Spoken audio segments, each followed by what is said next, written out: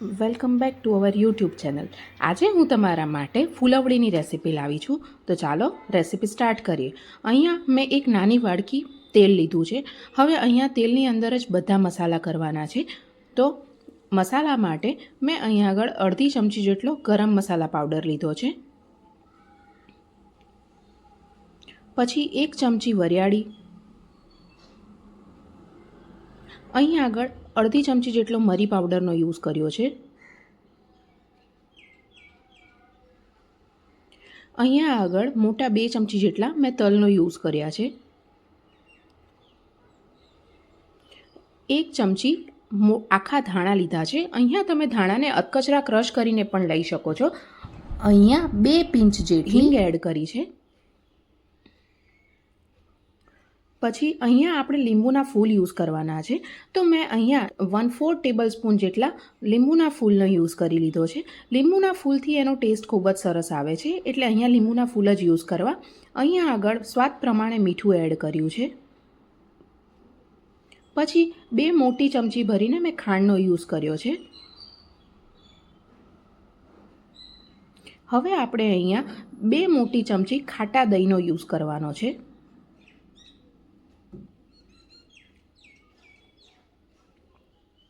હવે અહીંયા બધા મસાલા આપણે કરવાના છે, જેમાં ધાણા જીરું, હળદર અને મરચાંનો મેં યુઝ કર્યો છે. 1 ચમચી જેટલું મેં ધાણા જીરું પાવડર, અડધી ચમચી જેટલો મેં હળદર પાવડર અને 2 મોટી ચમચી જેટલા મેં કાશ્મીરી લાલ મરચાંનો યુઝ કર્યો છે.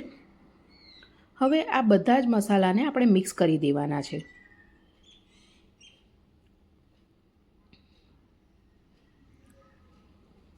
હવે આપણે અડધી વાડકી જેટલી સોજીનો યુઝ કર્યો છે.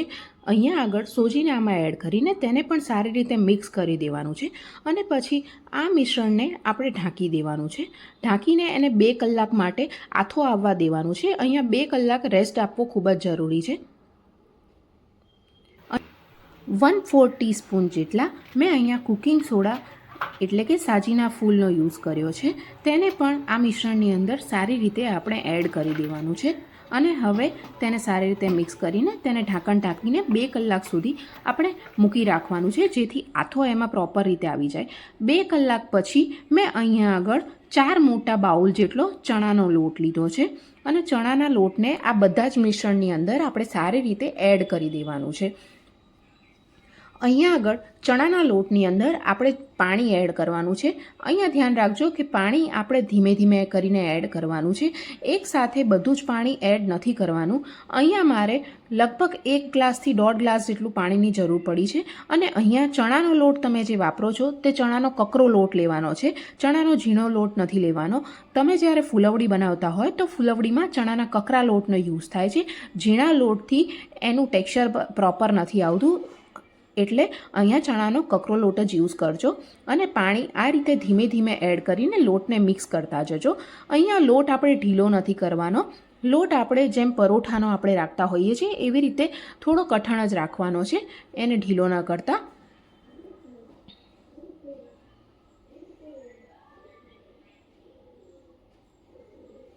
અહીંયા મારો ચણાનો બધો જ લોટ સારી રીતે મિક્સ થઈ રહ્યો છે. તો તમે જોઈ શકશો કે અહીંયા આગળ પાણી હું ધીમે ધીમે કરીને જ એડ કરું છું, જેથી એ લોટ ઢીલો ન પડી જાય. અને આ રીતે મારો એક કઠણ લોટ બંધાઈને તૈયાર થઈ ગયો છે.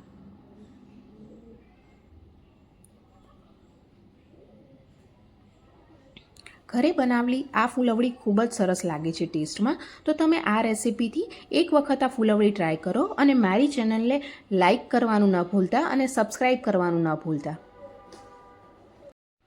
ફૂલવડી બનાવવા માટેનો જાડો આ રીતનો મોટો આવે છે, મોટા કાણાવાળો હોય છે, જેને તમે લઈ શકો છો. અને આ રીતે આપણે ધીમે ધીમે કરીને ફૂલવડી પાડવાની છે. અહીંયા તમે જોઈ શકશો કે એકદમ ધીમા હાથે આપણે ફૂલવડી પાડવાની છે અને એને સારી રીતે ચડવા દેવાની છે.